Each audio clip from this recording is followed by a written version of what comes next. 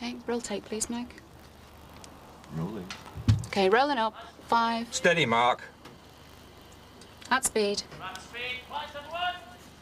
Action.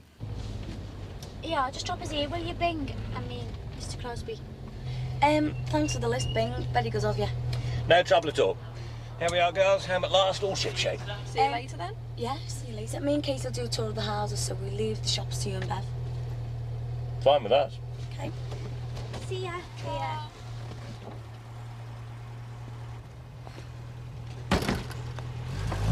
God, for a minute then I thought that Captain Mannering was going to invite us to one of his BLRA meetings. Small mercies, eh?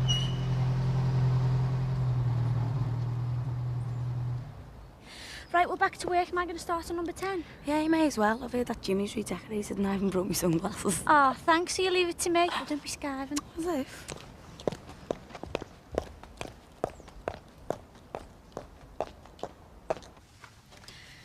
Now, while they set up for the next shot, it's my job to act as tour guide for the Brookside Backstage tour. Now, this is number 10 Brookside Close. And as you can see from the tasteful decor, this is where Jimmy Corkill lives. Before that, some called it the House of Horrors because of its grisly past. And it's certainly got the world's most famous patio. I'm glad Katie doesn't have to live here. This dirty, great big hole. Looks like you're trying to dig your way through to Australia. Not quite. Unless it's a tunnel, eh? So your mum can't see you sneaking off with the lads next door. No, it's only going to be a pond, I'm afraid. What for? Killer whales? It's a bit deep, isn't it? Whoa. You'd only have to go about 2 feet down. Well, I was reading up about it, and it said that if you want to keep fish in the winter, it has to be deep. Really deep, because of the frost. Oh. You see, if it wasn't deep enough and it got cold, well, the fish would get frozen into the ice, wouldn't they? Right. Well, I could do it widening out, though, couldn't it? Tell you what, you go make us a cup of tea and I'll start digging. No, it's okay. You're all right. I'm on my dinner break. First thing everybody says when they walk into a Brookside house is, aren't they small, or is it true that they're real? Well, they're definitely real. Nothing is shot in studios where there's no ceilings or shaky walls. They've even got hot and cold running water. And food in the cupboards. It all helps add to the realism of the drama of Brookside. And when there's cooking to be done, well, it's all for real.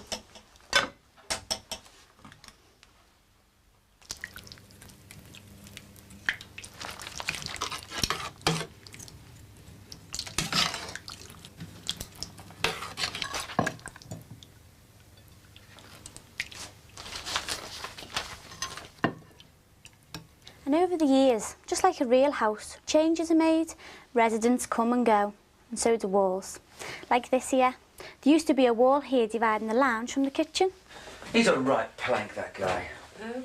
Him next door. He's looking at the cookers again. Oh, he's harmless. But then Barry Grant came along, got involved with Petra, and so, no wall.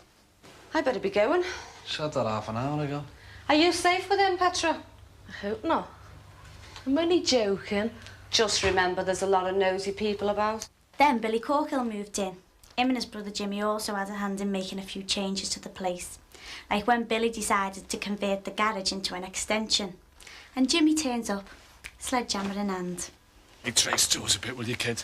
What do you think I am, then? No! Oh, you pillar!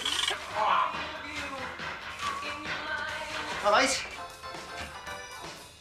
Aye, someone's been working hard. All right, Billy, mate, how's it going? And here we are, in the extension. True to form, of course, it was built with more than a little help from Jimmy. Billy, have you worked out what you're doing with them bricks yet?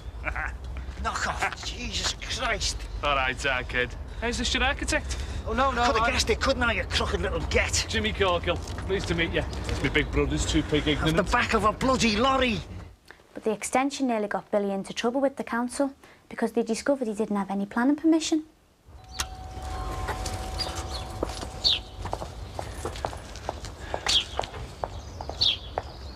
Excuse me. Yeah. This is the Corkills, isn't it? Number 10, yeah. Mr. Corkill. Thought so. Is he at home, you know? I shouldn't think so, love. His car's using the driver for years. Yeah, can I help you, mate? Mr. Corkill. That's right, yeah. Evans, from the council. I didn't think you were in, Billy. Where's your car? It's in the garage. Do you want to have a look? What for? It's about planning permission, see? Oh. I've not got time to waste. Yeah, well, everyone knows I've got a garage, don't they? Oh, yes, yeah, it's a lovely garage. Yeah, but it's specially done up. I take pride in it. It's beautiful. There's no need for this. Oh, nothing's too good for Billy's car. There you go. That do you? It's even got lino. Yeah, well, he's very proud of his garage, Mr. Corkill. Yeah. I love my car. But it's not the garage I've come to see about. What have you come for, then? That. And of course, this was also the final resting place for Trevor Jordache before he became the foundations of the patio. 1, 2, 3.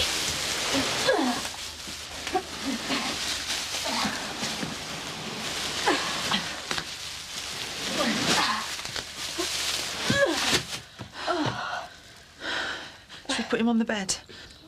Why? He's fine where he is.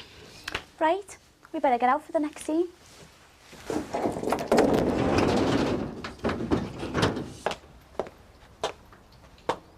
Where's everyone gone?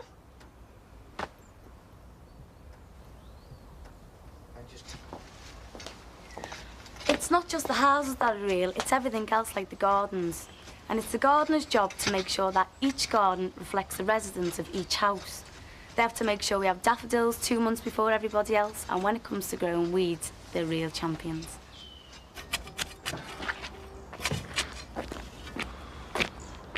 There you go, boss. All finished. Yeah, Jimmy. Got a little present for you. You what? Don't say I don't give you nothing. You are joking, aren't you? Does it look as if I'm laughing? Listen, I'm knackered. Look at the state of me. Look at me kecks. These are me busy kecks. They're ruined, these. Tough. And after you finish this lot, you can put this lot in round the back. What do you want for your dinner? Anything? Baked beans, soup, cheese? Anything? Right, baked beans then. I prefer soup. Bloody hell. Where's the garden gone? What do you think? Oh, yeah, it's lovely. It really is. Oh, the little ponds and everything. Yeah. Looks like something else in one of those posh magazines. Hey, and just think, not that long ago, this was the scene of a murder investigation. Whereabouts did they find him? This little pond marks the very spot. Oh, God! Oh, it gives you the creeps, doesn't it? Now, Jimmy Corkill thought it'd be a good idea to mark Trevor's grave with a pond. Very tastefully. Oh, and no, we didn't use Trevor's hand, but it was real. We actually used an extra who had to lie down and have his arm buried. We even sent him to makeup. Oh, I can still remember that scene where poor Simba had to dig up that body.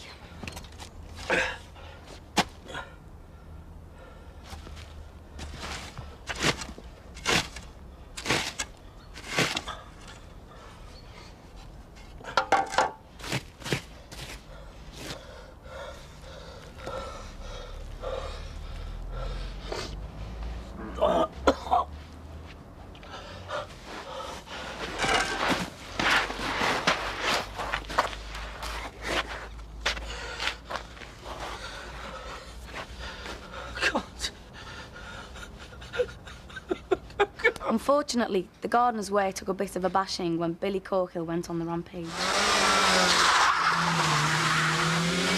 Billy!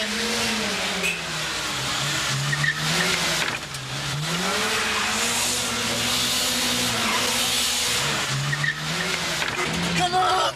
Come on, I'm only a dough-light!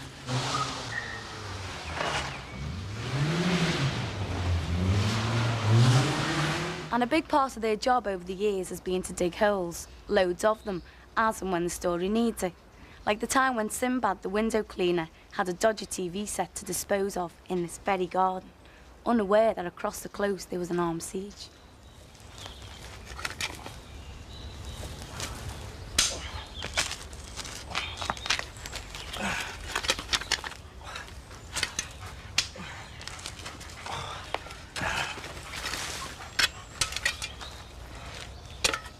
And, of course, both gardens got dug up, leading to a very unpleasant time for Sinbad and Mandy.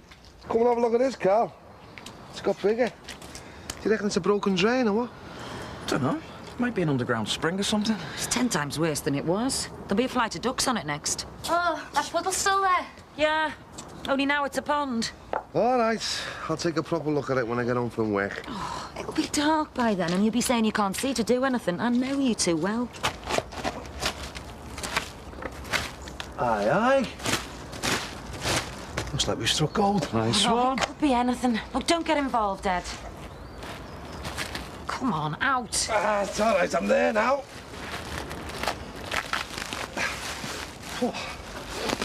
Come on, Ed. Pull it up. Ah! What? Eddie! What? What is it? What is it? It's a hand. What?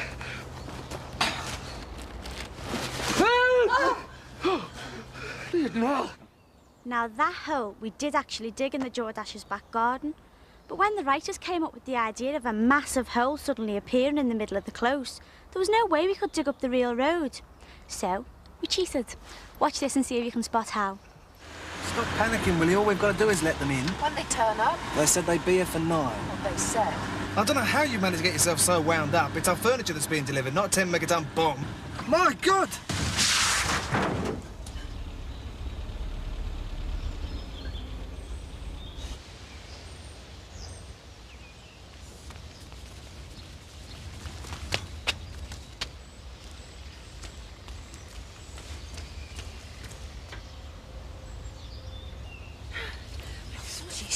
These road repairs in my head.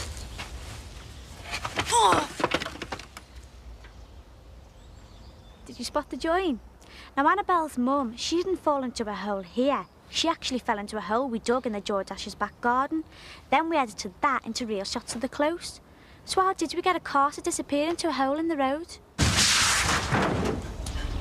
We built a huge platform 3 foot high to cover the entire close. This was painted to look like a road and a hole cut in it. There you go. Easy once you know our way. And of course, when it came to Damon Grant's funeral, rather than travel out to a real location and use a real graveside, we dug it right here. May he rest in peace. Amen.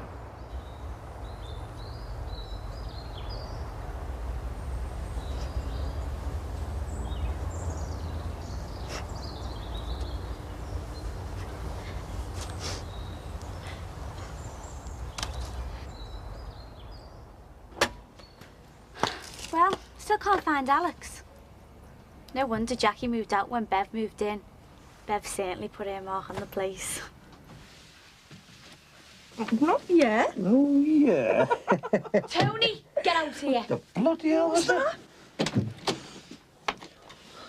Jackie, what are you doing? No, what are you doing? Why have you done this with that slag? Hey, now, just a Well, minute. that's what she is, a What's slag. up? Have you seen this? That is supposed to be our dad. Bev, are you sure you want to get rid of all that? There's some good stuff there. The only thing I want to keep is that piano. Should look quite trendy with a coat of white gloss. When a new character moves in, all the props and furniture are bought with just that family in mind. Things are added as the story develops to help give a real feeling of a family living there with all their ups and downs. I can still remember poor Max Farnham's face when the Clampeter arrived as his next-door neighbours. The place would never be the same again. Oh, my God.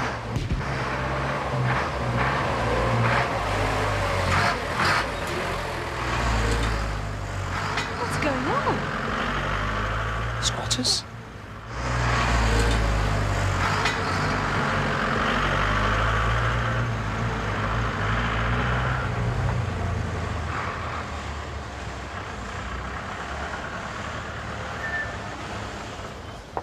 Oh, my good God. Oh, I was really glad when Jackie moved into her own flat. But her dad, Ron, still kept up the feud with the Farnhams. But once he went just a little bit too far, and up went the Great Wall of Brookside.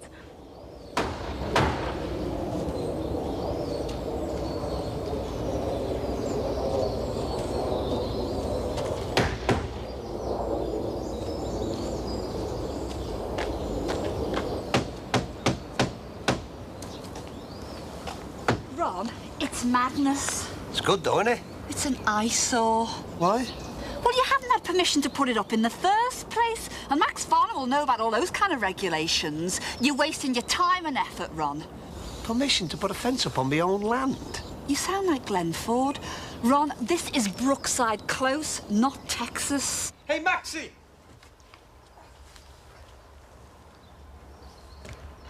Can you see that, Maxie, lad, eh? Good, eh? Tell you what, I'll rig you up a couple of spotlights.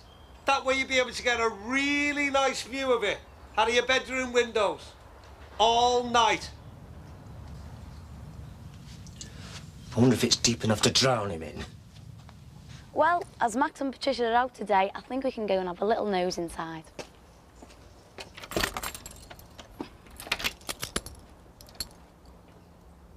The wall of you open it to show the way that the twist out. In the bedroom. That sounds all right.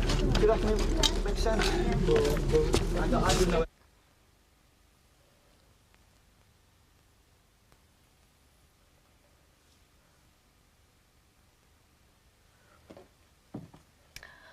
Although all of the walls of the houses are solid and immovable, we sometimes have to use a few tricks of the trade, like in here, for example. I'm really sorry about the baby. There's plenty of time, though. Well, we could arrange for an abortion immediately. Too soon to talk about that. It's like I said, nothing's been confirmed. Although you, the viewer, only get to see Max and Patricia in this scene, we also have to fit in a camera, sound equipment, lights and the crew, so things can get a little bit cramped. Today, when I came home, I had every good intention, but when it came down to it, I just couldn't cope. I panicked. And so, to give us a bit more space, we take out the wardrobe, which conveniently connects the two rooms. But of course, so as not to give the game away, we must remember to put the wardrobe back. And that trick was especially useful in this, the smallest of the Brookside houses, Jean and David Crosby's bungalow. This is your favourite bit, listen.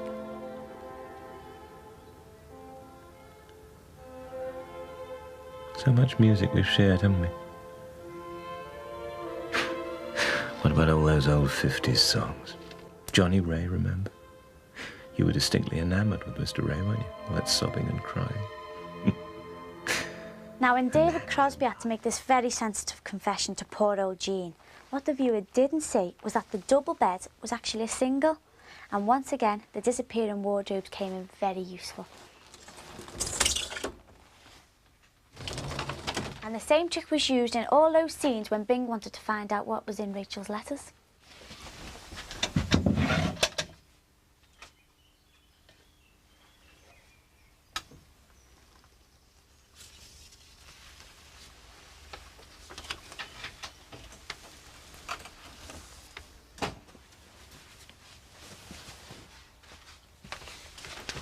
What are you doing? What are you doing looking through my things? You've been spying on me, snooping on my No, things. Rachel, Give me believe me, I that. wasn't spying, love. I just wanted to see what they were, that's all. I just caught him snooping through my things. Oh, I'm sure David wasn't. This has got nothing to do with you. They're private. They're all I've got left of my dad. Yes, yes. Now, will you just please leave my things alone? Before Bing and Jean lived here, do you remember Harry Cross and his gnomes? The gnomes, they've gone. There they are. Oh. I recognise that one. Harry only painted him up yesterday. Who's behind this, then? I've no idea. I'm going to sort this out for you, Edna. No, leave it. We'll just take them back. Well, why should you? It's up to them responsible. Oh, no, if Harry comes home from the barber's, well, he's got a weak heart, you know. Now, Trevor Jordash wasn't the first Trevor to be threatened with a knife in Brookside. First, there was Sinbad's turkey. Trevor? I've done my bit. A fresh turkey, free range as promised. All you've got to do is pay me the balance. A fiver, and it's yours to kill. Do you think you can get an old soldier with that one? Ralph, get the carving knife out.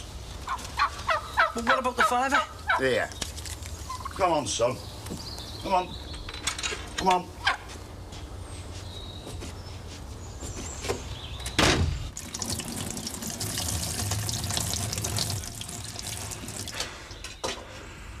You want to get a plaster on that?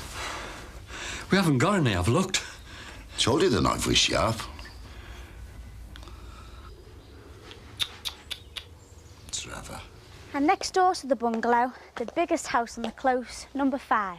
Now this is somewhere very familiar to me because this is where Katie lived. All right, all right. What are you looking for, Bumper Scully gloves? Hang on. I've used them before. What's that? Yeah. Cheers, Katie. Katie, Hmm? the bread. Oh, right, yeah. Yeah. You promised me. I know, love, I know. I'm sorry. You promised me. Oh, darling, please, I won't let you. Oh, look. Hey, what's going on? Your mum's leaving. Leaving? What do you mean leaving? Tell her not to go. Mum, look, I won't spoil your wedding if I'll just slip out quietly. Nobody will notice. Well, me dad will notice. Sammy, no! But after the family moved out, Katie stayed and unfortunately met Simple Simon.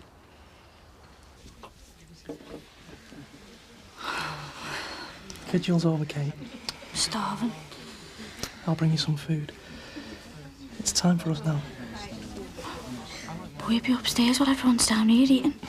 Everyone knows you're the chosen one tonight. They'll be praying for us. No! Leave it, I say. You're mad! This is all mad! Kate.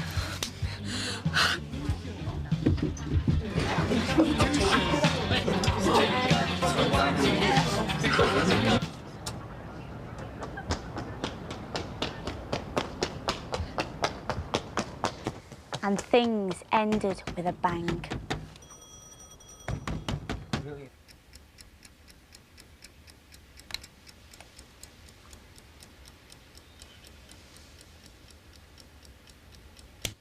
Right, I've set it. Come on, quick. Get upstairs and untie him. We've got half an hour to get away.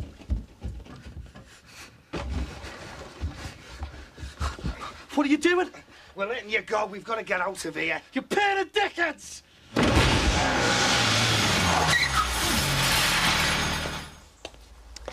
Now that was done using powerful air cannons, lots of paper and false windows. But after all that drama, let's go meet the man who created Brookside, Phil Redmond.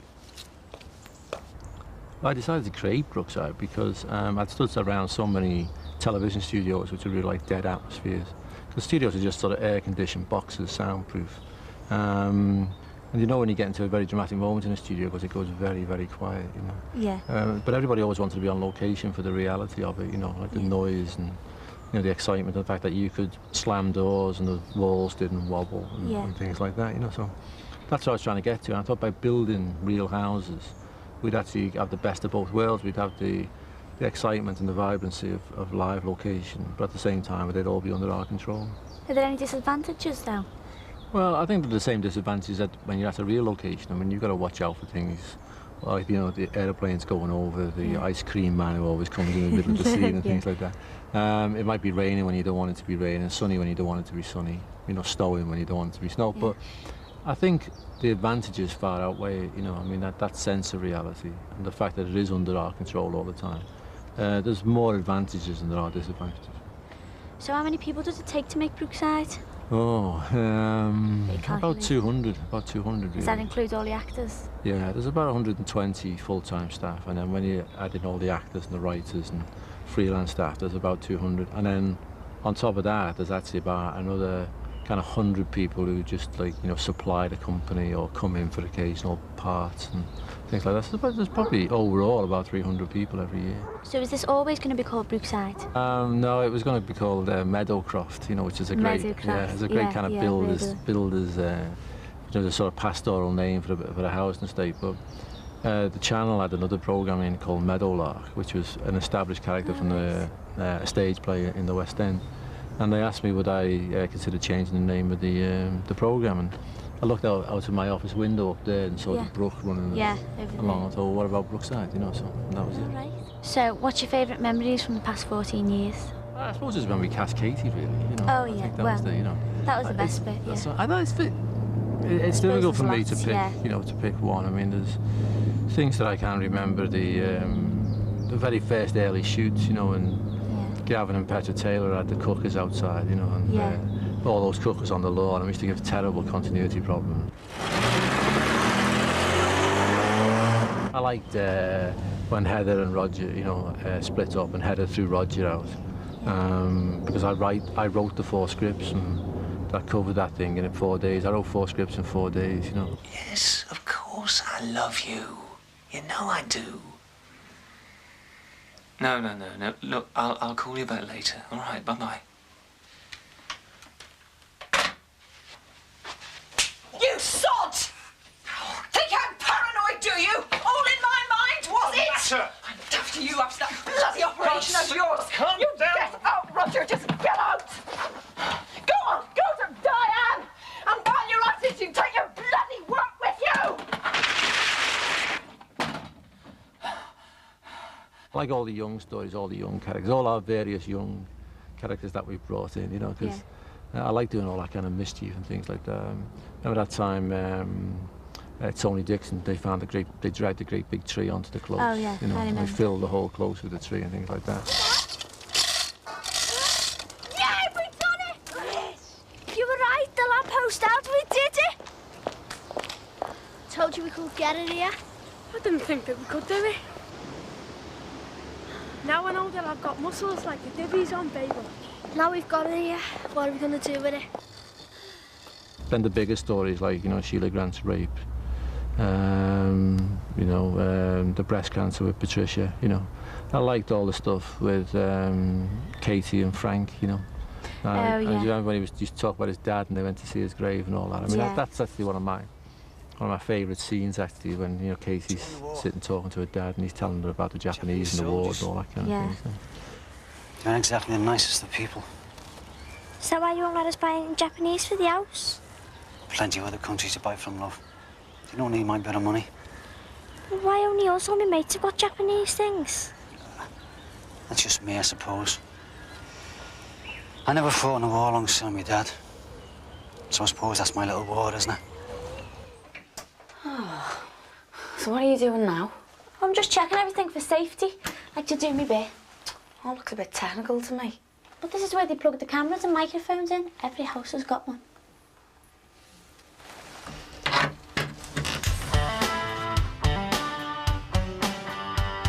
Everything's cabled underground and connected up to one of the houses we don't see much of on screen. And this is the reason why. The first floor of this house contains the gallery and the recording machines. Not much room for people to live here, is there? And downstairs we have wardrobe, makeup, and the changing rooms. So, what do you think of this then? I don't know really, it's not really you. It's better than what you're with. Excuse me, do you mind? Yeah, some places are definitely out of bounds. Yeah, I'll tell you what, why don't you go and find Sarah and John? I'm sure they'll look after you. Because I think it's about time we had a rest, don't you? Certainly is.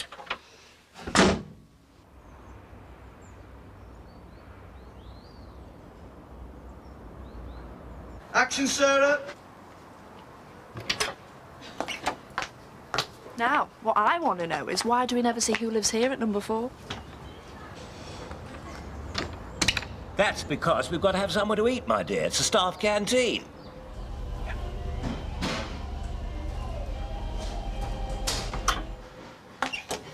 You full now, then? Yes, it was lovely. Ready to face the afternoon?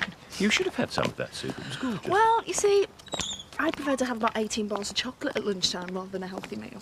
No, sooner you than me, my dear. I have to preserve my shape. That's what And comes lovely of being a you look as well. geriatric sex symbol. Right, I am off to the shops for a look around there. You going to come with me? No. I've got a few things to do round here, I think. Fair enough, then. See you later.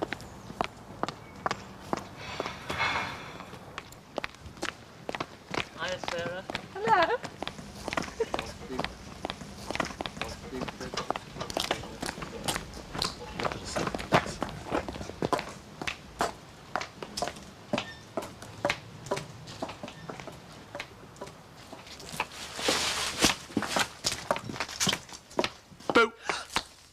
How did did you get there? The magic of television, Sarah, my dear. Come on, I think I'll join you for a little shufty round the shops. Now, the shops arrived here before myself and before John. Why did you decide to build them? Because we wanted to broaden the base of the characters. And, well, I think after managing for 8 years with just a post box on the close where people met, when we went from 2 to 3 nights a week, we needed a broader base to bring more characters in, because we had an extra 50% of the output of the programme. So the shop seemed to be a logical idea, just round the corner with the link. Oh, about the celebrity, did you cancel her? Hey, I never said I had a well-known celebrity, did I? All I said was I had a very special lady to open the shop, right? Yeah. Well, she's been here all the time.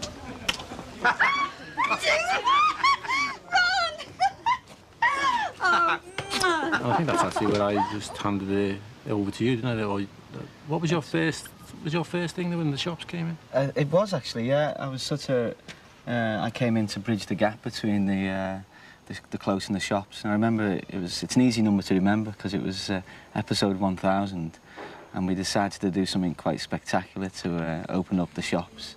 And it happened over there, just above the telephone box. It was Barry Grant and the murder of Sue and Danny.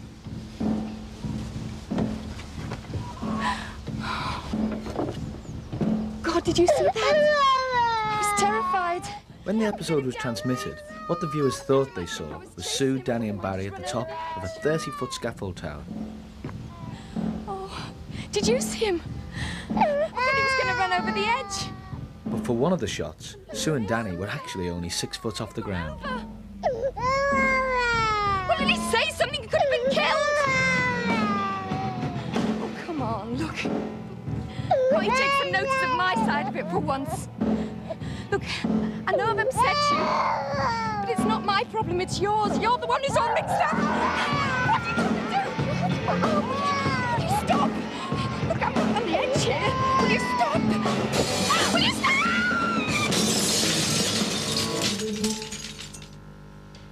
What did we stop for? That was just going well, Dad.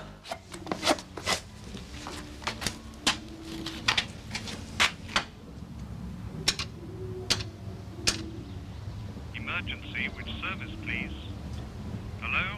Emergency, which service, please? Well, I mean, it's a pretty big area behind here. I mean, what was there before? No, it was a college of education. Old, yeah. As I say, it's just the old science block. Yes. We just plonked the shops on. And it used to actually just look like the other one back there, you know, but it fell quite neatly into where all each divide or the structural beams fell quite nicely into a shop unit.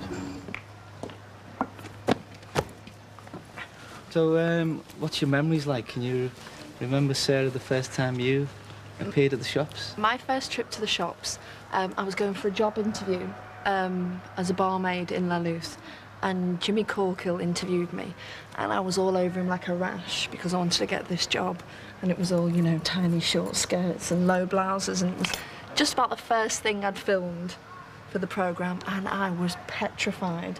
I can remember these huge heels, and I couldn't walk in them, my knees were going, and I just sat in Lalluth completely petrified and completely in shock because, I mean, as with all of these shops, they're so much smaller when you see them than how they appear on television. I mean, Lalluth is about the size of my bathroom in reality. I mean, it's... Jimmy, you need a minute? An interview in here? Yeah, well, it's important. Hang on a minute, will you, Beth? My first trip, I remember, was being brought along to show the shops by, I can't even remember exactly who it was, but probably by Patricia, and meeting Ron Dixon, introducing myself as David Crosby, and he said, oh, straight away, I bet they call you Bing. And I said, how did you guess? Business call, is it? No. Oh? This is David, Patricia's father. Their parents are staying over a few days. Oh, how do you do? Pleased to meet you. I'm Ron Dixon. I'm Maxie's next-door neighbour. Ah, David Crosby.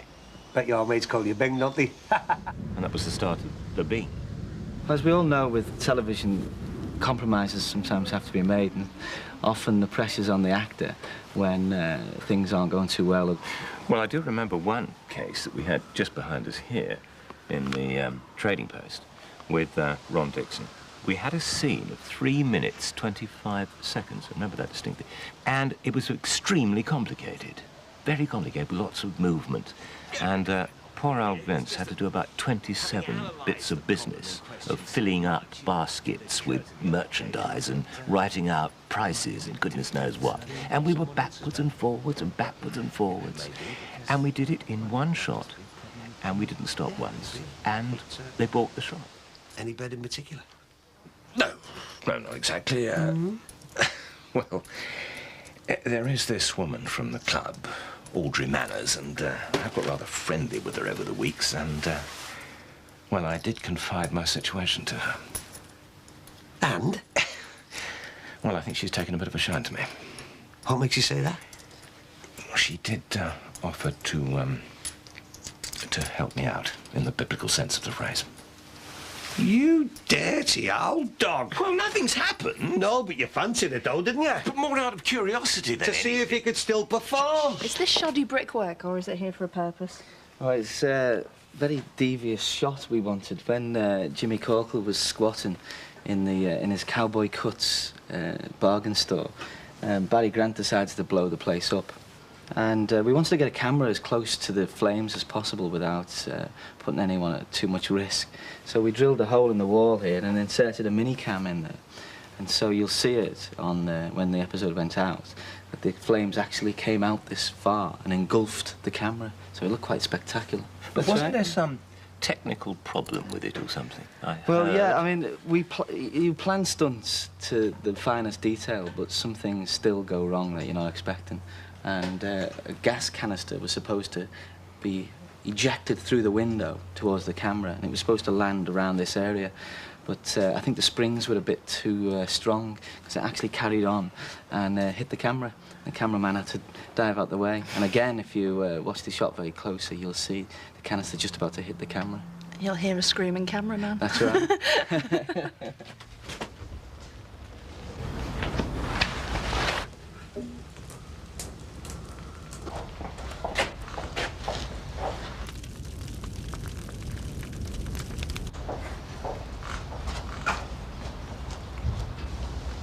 Brilliant. Can I buy that little top then off you? Yeah, and what about Alex? Is he coming along? No, why? What happened? You're joking. Really? Oh, that'd be brilliant. Oh, that's really good of his working there, yeah. Well, perhaps we can pop in the way. Hey, look, can you hurry up? I've got an important phone call to make here. Oh, listen, I'm going to have to go. Some blokes really bugging me, OK?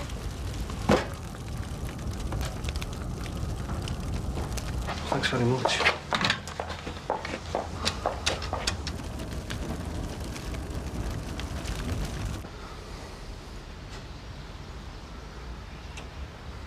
Oh, hello, yeah. Fire brigade, please.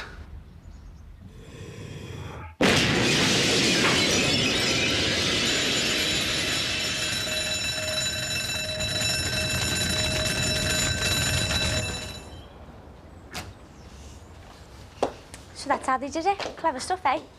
But it's not the only time that Brookie's gone down a bomb. Yeah, they've had some amazing sequences involving stunts and explosions. And fires where I had to do a lot of screaming.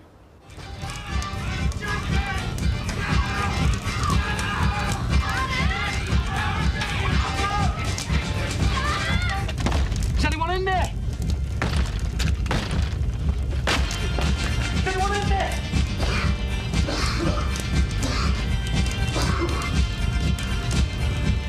Jackie, is that you? Jackie.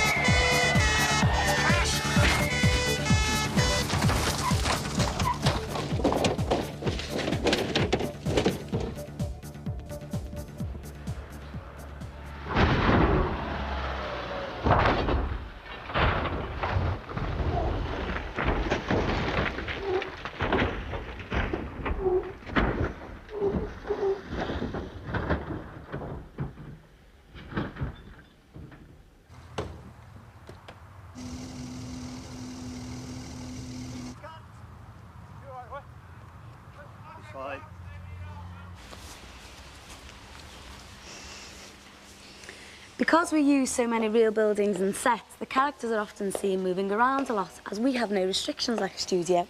So we use this, the Steadicam. It's a balanced weighted support for the camera which gives a smooth flowing action without the restriction of tracks, and it can follow the actor wherever he or she goes, which, if you're not careful, can make you extremely dizzy, but can make out for some very exciting shots.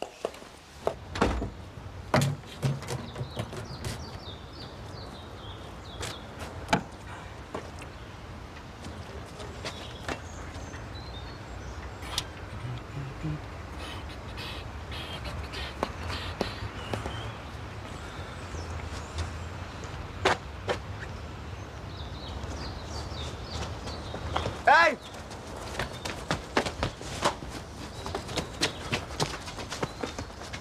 Hey!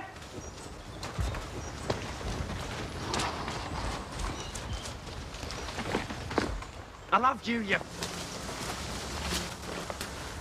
Don't you see what all this lesbianism stuff is about? I don't believe I'm hearing this. I don't actually want to. You're going around with these people. Margaret, Chris, now Viv, but that's not you. That's not the real you. Mum, I am what I am and you have to accept that. I thought you had. Well, I tried. I really did, love, but it seemed wrong because you're not really a lesbian. This is just a reaction to what your father did. No, it's not. I can understand that. Any mother could. I mean, he raped you. He made you hate men. I don't hate men. Any girl would be put off men after what you went through, but this thing is unnatural. How can you say that? My feelings are the most natural I've ever known. It's not just about feelings, Beth. It's about what you do physically. I don't do anything I'm ashamed of. Beth, it's a phase. No, it's not a phase. I can't explain what makes me feel this way. I just do. Maybe it's always been there deep down. I don't know. I just know that I'm happy being what I am. Look, once this is all over and you've cleared things out of your mind, your relationships, you'll find proper love. You're not listening. I don't want to go out with boys and pretend just to make you feel good. I feel content with myself. And for once in my life, I'm not fighting against it. I'm a lesbian and you have to accept that. I want you to love me whatever I am. I'll never accept it. All I wanted was a normal family, and what do I get? A husband who sleeps with his daughters and a daughter who sleeps with other women. What do I get? A mother who sleeps with a man for money. Thanks, I needed to hear that. Do you think I need to hear that my mum doesn't accept me for what I really am? Yeah, well, I've told you I'll never accept it. Well, I expect you to, then.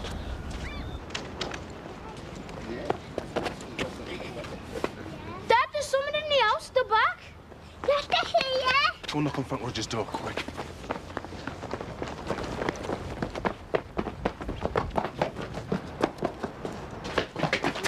Hey! Whoa!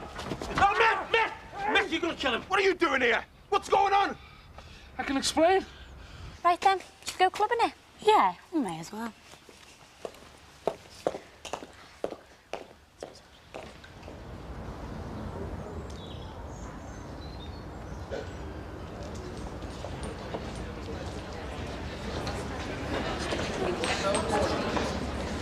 Although it looks like a real nightclub, it doesn't really come alive until we fill it up with extras. What are you dancing for? Because this is how we do all the dancing scenes without any music. All right. Yeah, but the real finishing touch happens when we put the soundtrack on. Make the place sound really full. How long are we going to keep talking like this for? No need to shout. Who's going to buy us a drink then? Celebrating. Celebrating what? Guess you passed the driving test today. Something your big brother has never done. This is my sister Jackie and mate Katie. This is my boss Sean. Hiya. All right. Hiya. Come on then, we'll have a couple of bottles of this cheapo lager. Your hands in the air! I'm waving like you just don't care! If the music's good and you like it, hear somebody say, oh yeah!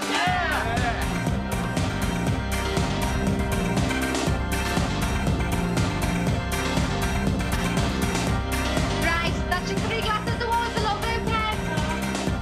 It's love. How are you doing? There's 2 girls been sick in the foyer. They can't be more than 14 and to booze. I'm out to Lucasade. And where the hell do these kids get their energy from? The scene of many a wedding or near miss. Brings a tear to my eye. I always cry at weddings, me.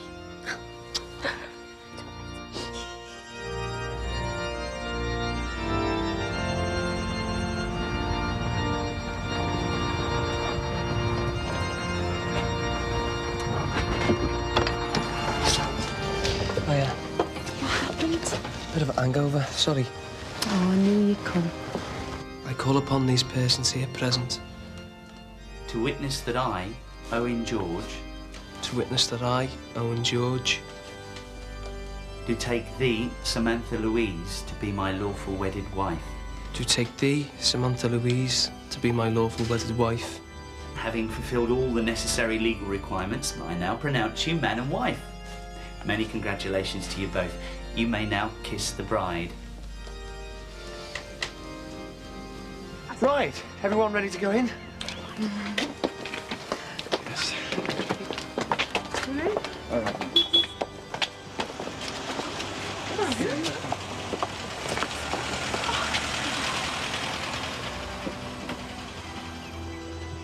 Hang on. You can't start without the bride's father. And the best man. All right, you lot, for this last one, a great big smile. No problem for the happiest man in the world.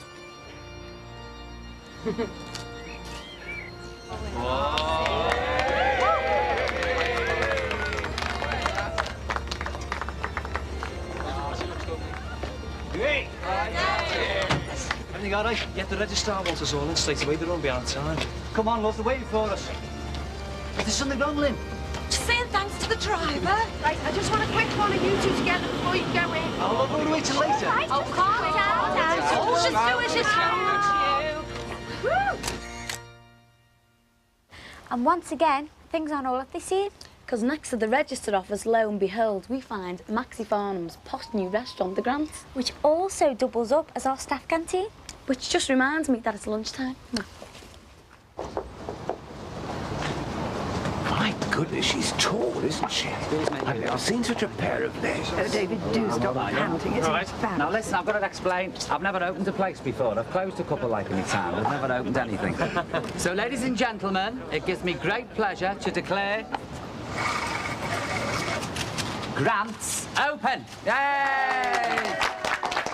can you get inside, please? I'm starving. I'd love a drink. Come on, let's get in. Let's go. Come on, then.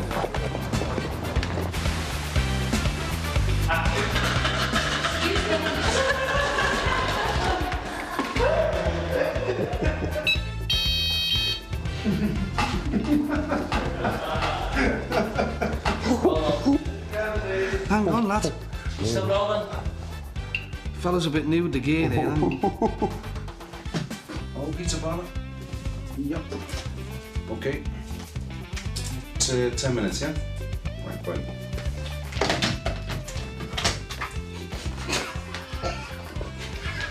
That's what happened. Right, mate. How you feeling? Not too well, obviously.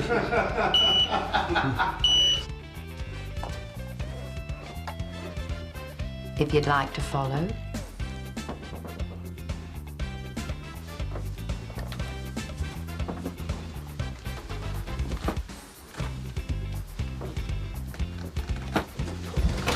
Keep running.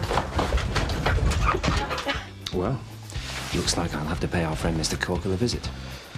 What are you going to do if he doesn't know where Barry is? And again, please. Well, looks like I'm going to have to pay our friend Mr. Corkle a visit. And what are you going to do if he doesn't know where Barry is? Looks like I'm going to have to pay our friend Mr. Corkle a visit. And what are you... What are you going to do? What are you going to do if he doesn't know where Barry is? Let's go, listen. Huh. Looks like I'm going to have to pay our friend Mr. Corkle a visit. And what are you going to do if he doesn't know where Barry is? See, you did it then. Come on! Don't let anyone say that I don't pay me way. Could I have my pen back, please? Music, please. Oh,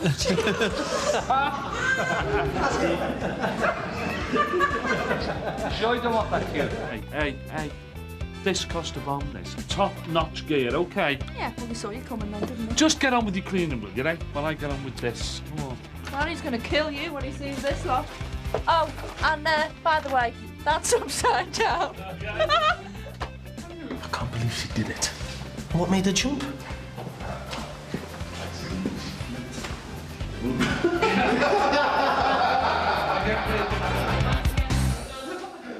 Now, Brookside was really the first long-running drama series to focus not only on where people lived, but where they worked, where they went to school, and in the case of Manor Park Police Station, where they got into trouble. Yes, Sarah. I do remember this as the scene of a very embarrassing incident for poor old David Crosby, who was arrested and locked up in the police station for starting an affray, when all he was really doing was to try to stop one. Sorry, you keep a law-abiding citizen in custody and you want anarchy going on out in the streets. I shall be informing my MP about this humiliation. Don't you worry about that. Oh. Morning. So no one here to meet me? Doesn't look like it. Oh. But of course, as with a lot of the locations on Brookie, some are not all they seem. Absolutely, Sarah. Real hospitals, prisons and police stations can be very difficult places to shoot in. So, Brookside have their own. How are you feeling? Do you really want to know? Yes. I don't think you do. Why'd you do it, eh? What do you mean? You know, jump. I didn't. It was you. Why did you push me?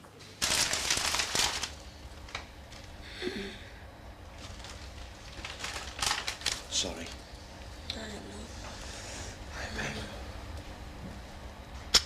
Always said you were no romantic. Ah, well, you know. How do you feel?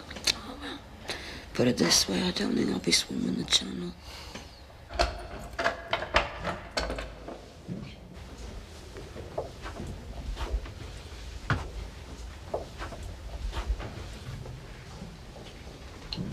All right. Morning.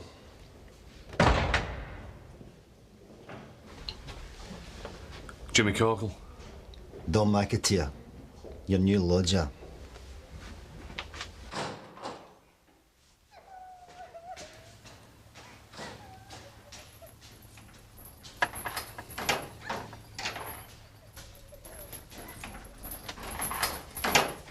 Right, Mum.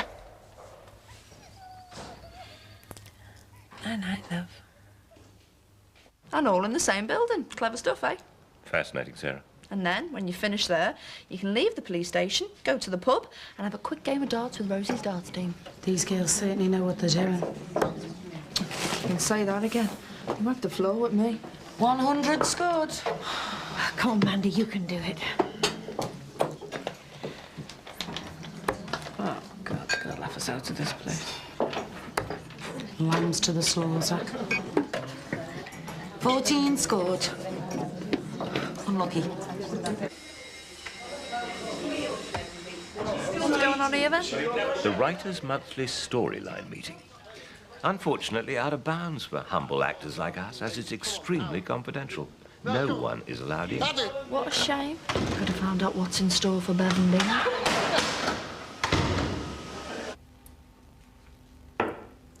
Now this is the most relaxing bit. If I could just stay in this chair all day getting my makeup done, it'd be the perfect job. Now, Lynn, what would you say is the secret of doing makeup for TV as opposed to making up models or makeup for theatre? Well, I think if there's a secret, it's in that we play everything down. We try to make people look like they're not wearing makeup, even though they have got makeup on. What would you say has been your greatest makeup challenge on Brookside? I think the biggest challenge we've had is with Jimmy Corkhill. Because the storyline went over a period of 2 years, it was a gradual process from being just a regular scally white boy to a drug addict. Yeah. How's it feel, Jim? Unreal. Told you.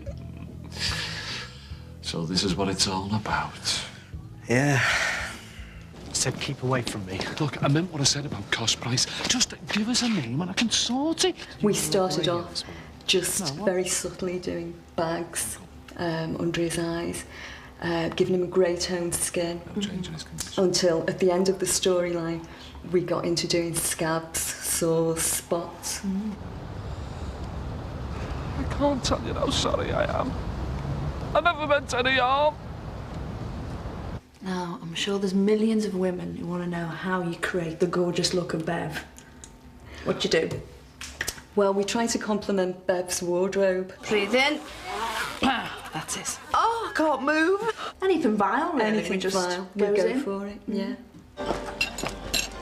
Ron, I'm off out, so you're going to have to look after Josh. Hang on a minute, love.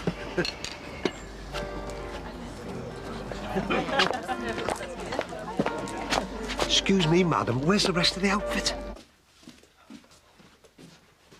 Is that another dress? Where'd you get that from? Town. No, it doesn't look right. Oh, I love this colour. Don't mean that. It looks like it's painted on. Oh, don't be so old-fashioned. How do you set about creating someone like that? Well, Bev's a dream, really, because you can just... I can look around for the most bizarre things that you can find. Just think, some of these supermodels get 10 grand a day for doing this. They're not real women, just bags of bone. You probably see a Bev in every city, you know, in the country. There's somebody there who doesn't quite get it right, but thinks they look marvellous, you know, really trendy. These the new ones? Yep, I'm making a statement. Oh, yeah? What is it? I'm sure, really. You've obviously got to have some preconceived ideas, or is it a development, or how do you operate?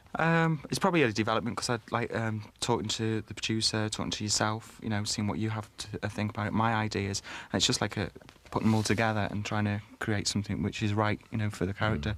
With Bing, he's kind of like conservative, you know, quite a bit staid, like completely opposite to the way you dress, and so, you know, hopefully I get it right, and you know, and you feel like you're.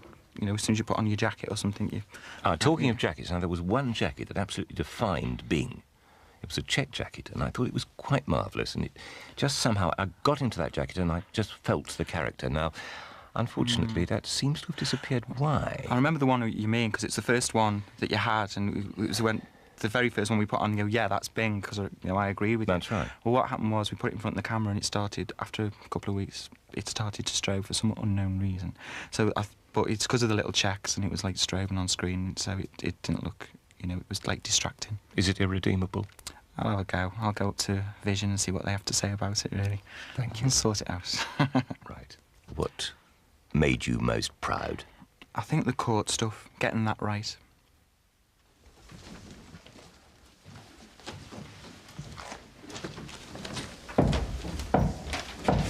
All rise.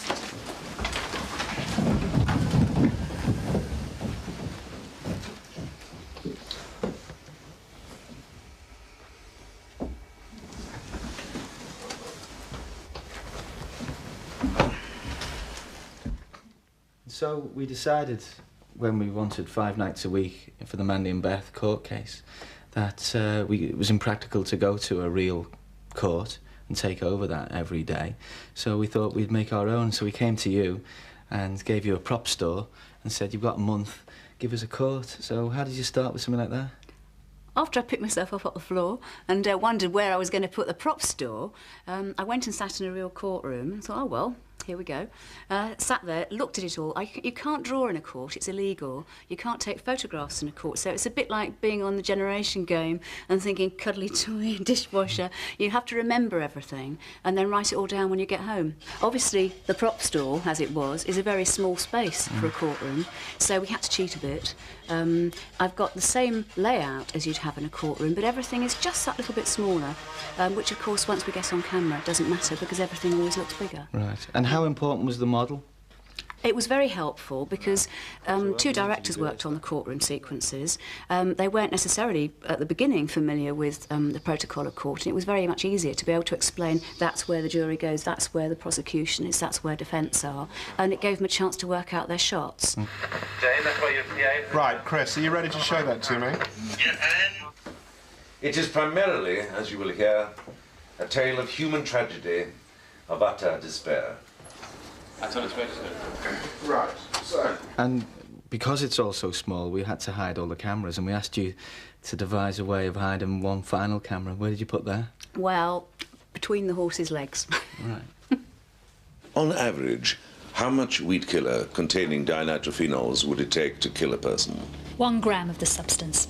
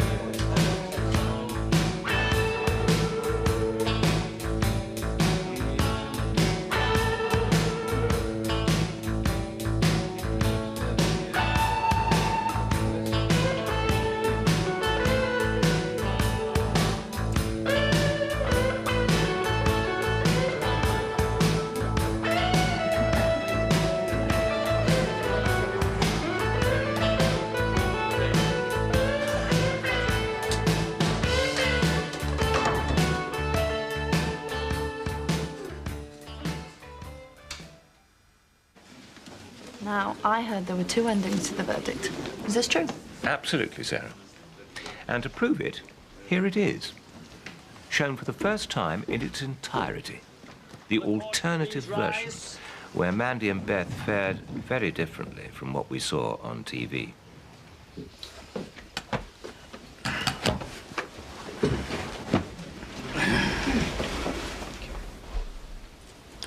Foreman of the jury, will you please stand? To my first question, will you answer yes or no? Has the jury reached a verdict upon which at least 10 of you have agreed? Yes. To my second question, answer only guilty or not guilty. On the first count, that of murder, do you find the defendant Amanda Jordache guilty or not guilty? Not guilty. You find not guilty. You have also been asked to consider an alternative charge, that of manslaughter. Do you find the defendant Amanda Jordache guilty or not guilty of manslaughter? Guilty. You find the defendant guilty of manslaughter. And is that the verdict of you all or by a majority? By a majority. How many agreed, how many dissented? 11 of us agreed, 1 dissented. You find the defendant guilty by a majority of 11 to 1. We do. On the second count, the charge of conspiracy to murder, do you find the defendant Amanda Jordache guilty or not guilty? Not guilty. You find not guilty. On the second count, the charge of conspiracy to murder, do you find the defendant Elizabeth Jordache guilty or not guilty? Not guilty. You find not guilty. Thank you. You may sit down. Oh, thank God. You don't worry about me. I think in this case we can proceed straight to sentencing. Do you have anything to say in mitigation, Mr. Anderson? Yes, my lord. Please, you can't send my mother to prison. She had to do it. It would have killed us. Miss Jordache, please allow counsel to speak for your mother. My lord, I would like to say in mitigation that Mrs. Jordache is of previous good character. She is in no way a danger to the public, and I think that a custodial sentence would be particularly inappropriate for her. She has 2 dependents, and she's expecting a 3rd child in October. I would also ask, my lord, to bear in mind the appalling catalogue of beatings, mental torture and rape to which Mrs. Jordache was subjected, and the agony she must have experienced when she realized that her husband had abused her 2 daughters. Does Mrs. Jordache deserve further punishment, or does she deserve, rather, the understanding and compassion of the court? Thank you, my lord. Thank you, Mr. Anderson. Will the defendants please rise? Miss Jordache, you are acquitted. You are free to leave the court. Go on. Mrs. Jordache, manslaughter is a serious charge. You will never be able to forget that you have taken the life of a fellow human being. Nevertheless, I take counsel's points very seriously into consideration, and therefore I sentence you to 2 years imprisonment. 2 years, but I thought... They'll appeal. Will the court come to order, please? You can't do that! You're all deaf or something. Did you hear what you went through? Be quiet, sir! You should be paying a compensation, not locking her up! You three want justice! May I proceed, please? Amanda Jordache, I sentence you to 2 years imprisonment, suspended for 3 years. Do you understand what that means? We won! We won! Here, here. Nicely put. And after that, there's only one thing to say. Cut!